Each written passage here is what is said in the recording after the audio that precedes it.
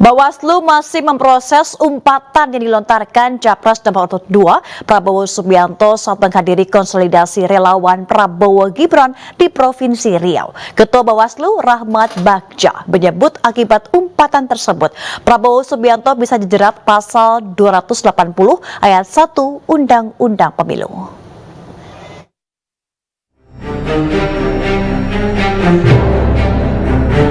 Umpatan yang dilontarkan Capres nomor urut 2 Prabowo Subianto yang diduga diutarakan untuk salah satu paslon berbuntut panjang. Ketua Bawaslu Rahmat Bagja mengatakan jika sudah menjadi temuan, Bawaslu akan memproses umpatan yang dilontarkan Prabowo Subianto itu. Meski belum ada laporan yang masuk, Bawaslu akan tetap menilai konteksnya, serta kata tersebut ditujukan untuk siapa. Jika menjadi temuan, bisa saja masuk dalam pelanggaran pidana pemilu pasal 280 ayat 1 huruf C Undang-Undang Pemilu tahun 2017 yang mengatur bahwa pelaksana, peserta, dan tim kampanye pemilu dilarang menghina seseorang, agama, suku, ras, golongan, calon, dan atau peserta pemilu lain. Nanti kita lihat konteksnya juga, apakah yang bersangkutan masuk, apakah demikian atau tidak demikian. Kan saya menyatakan pasal 280 ditanya, Pak, penghinaan termasuk nggak? Loh, penghinaan kan ada di pasal 280. Pak tidak boleh menghina kan? Itu ada aturannya. Tapi apakah klasi itu termasuk menghina atau bagaimana kan masih kita harus lihat. Ya. Sebenarnya klasifikasinya untuk melihat pelanggaran. Nanti juga kita bahas di sentra gakumdu karena itu masuk pidana. Prabowo melontarkan umpatan menyusul pernyataan Capres nomor urut 1 Anies Baswedan pada debat ketiga Pilpres 2024 yang mengungkit kepemilikan lahan milik Prabowo seluas 340.000 hektar. Saudara, ada pula yang nyinggung-nyinggung punya tanah berapa, punya tanah ini.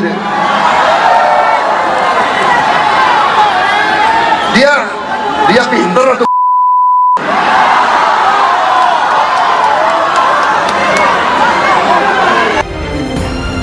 Selain umpatan yang dilontarkan Capres Prabowo Subianto, Bawaslu juga menerima laporan terkait Capres nomor urut 1 Anies Baswedan yang dituduh menyebarkan fitnah dengan menyebutkan lahan milik Prabowo Subianto sebesar 340.000 hektar pada debat ketiga Pilpres 2024. Laporan tersebut hingga kini masih diproses karena Bawaslu memiliki waktu 14 hari untuk mengkaji. Hingga awal Januari 2024, Bawaslu sudah menerima 777 laporan dugaan pelanggaran pemilu. Bawaslu membagi pelanggaran dalam dua kelompok, yaitu pelanggaran administrasi dan pelanggaran pidana. Tim Liputan iNews melaporkan. Calon Presiden Partai Perindo nomor urut 3 Ganjar Pranowo menampung curhat para petani tebu di Nganjuk, Jawa Timur. Ganjar mencatat masalah benih, pupuk, impor gula dan modal pertanian untuk mewujudkan solusi konkret bagi para petani.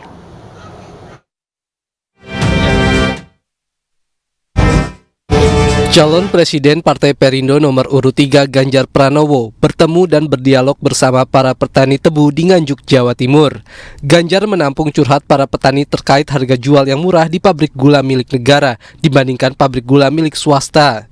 Kemudian petani juga mengeluhkan masalah benih dan pupuk, impor gula, dan modal pertanian. Ganjar pun mencatat seluruh permasalahan petani dan berjanji akan mewujudkan solusi konkret untuk mengatasinya. Tebu itu salah satu yang menjadi perhatian Ganjar Mahfud. Kami sih punya hipotesis apa yang jadi problem dan kami coba konfirmasi ternyata betul. Satu mulai dari benih, ya benih ternyata tadi prakteknya pernah terjadi rendemen itu sampai 11, sekarang hanya 6,5. Penurunannya sangat drastis, maka kualitasnya pasti tidak terlalu baik, harga jualnya pasti turun, itu problem pertama. Maka saran mereka tadi, diperhatikan soal benih ini. Ini menjadi tanggung jawab kita. Yang kedua pupuk, lagi-lagi problem pupuk, problem nasional yang memang mesti diperhatikan. Alokasinya dia jauh dari cukup. Bahkan kalau kita hitung tadi kurang lebih hanya sepertiganya saja. Yang berikutnya tadi ada catatan kritis dari mereka. Saya tuh kalau jual ke PG atau pabrik gula swasta kok lebih bagus ya Pak harganya. Kalau di PG-nya pemerintah kok mesti sulit. Bahkan julukannya tadi, Pak pabriknya kuno. Setelah bertemu dengan petani tebu, Ganjar akan melanjutkan safari politiknya dengan berziarah ke makam Presiden keempat Republik Indonesia Abdurrahman Wahid dan juga makam Mbah Hashim di Pondok Pesantren Tebu Ireng, Jombang. Dari Nganjuk, Jawa Timur, Stephen Patinama, Jamie Jasin, iNews melaporkan.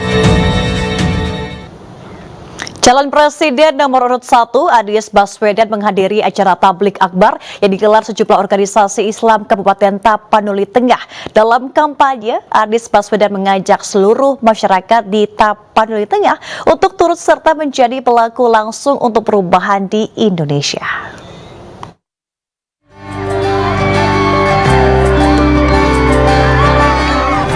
Calon Presiden nomor urut 1 Anies Baswedan menghadiri acara tablik akbar yang digelar sejumlah organisasi Islam Kabupaten Tapanuli Tengah. Tiba bersama tim kampanyenya, calon Presiden nomor urut 1 ini langsung disambut masyarakat yang turut hadir dalam acara tablik akbar tersebut. Dalam kampanye di hadapan ratusan simpatisan dan masyarakat Tapanuli Tengah, Anies Baswedan mengajak seluruh masyarakat di Tapanuli Tengah untuk turut serta menjadi pelaku langsung untuk perubahan di Indonesia. Rekaman ini adalah buktinya bahwa ibu bapak sekalian bukan menjadi penonton perubahan. Ibu dan bapak sekalian adalah pelaku dan pejuang perubahan untuk Indonesia. Amin. Tak hanya itu, Capres nomor urut 1 ini juga menjanjikan perubahan ekonomi bagi seluruh masyarakat Indonesia yang sejahtera serta pemerataan keadilan di segala bidang, terutama di bidang kesehatan dan pendidikan. Usai hadir di acara tablik akbar, Anies Baswedan kemudian melanjutkan kegiatan lainnya di Kabupaten Tapanuli Tengah dengan menemui masyarakat di Kecamatan Barus. Dari Tapanuli Tengah, Raymond, iNews melaporkan.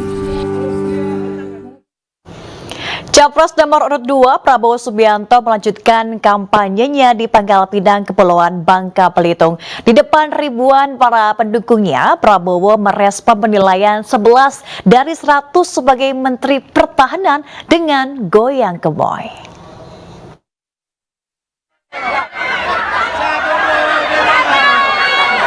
Tiba di Pangkal Pinang, Bangka Belitung, calon Presiden nomor urut 2 Prabowo Subianto disambut ribuan massa pendukungnya. Prabowo bahkan harus dikawal ketat untuk tiba di atas panggung karena banyaknya simpatisan yang ingin menyalami dan mengabadikan momen kedatangan Prabowo dari dekat. Di sela-sela orasinya, Prabowo menyinggung salah satu calon presiden yang memberinya nilai 11 dari 100 soal kepemimpinannya sebagai Menteri Pertahanan di Indonesia dengan respon goyang gemoy.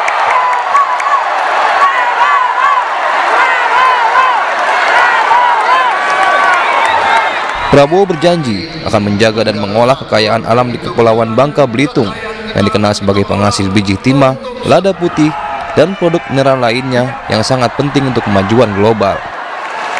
Prabowo juga menegaskan bahwa semua hasil kekayaan alam akan diolah di tanah air demi kemakmuran rakyat Indonesia.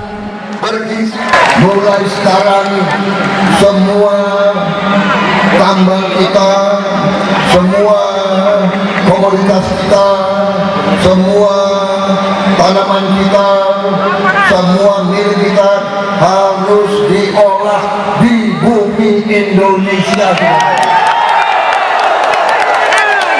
Tidak akan kita izinkan dijual murah keluar lagi, saudara-saudara. Dan dengan diolah di Indonesia, pabrik-pabriknya akan berada di Indonesia.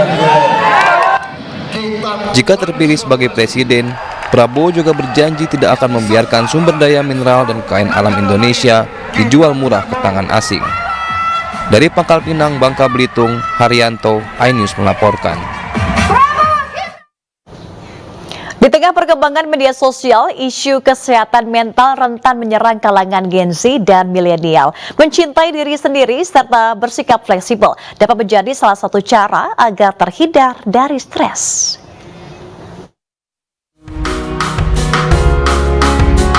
Kemudahan mengakses media sosial membuat kalangan anak muda memiliki kesempatan untuk membuat dunia lebih luas. Namun, terbukanya akses informasi ini dapat memicu stres di kalangan anak muda dan rentan mengalami masalah kesehatan mental.